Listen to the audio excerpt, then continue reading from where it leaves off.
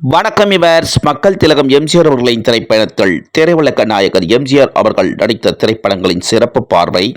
அகில உலக திரையுலக வரலாற்றிலேயே திரையரங்கில் ரிலீஸ் ஆன நாள் முதல் மீண்டும் மீண்டும் திரையரங்கில் ரிலீஸ் ஆக்கி மாபெரும் வசூல் குவிக்கும் திரைப்படங்கள் மக்கள் திலகம் எம்ஜிஆர் அவர்களின் திரைப்படங்கள்.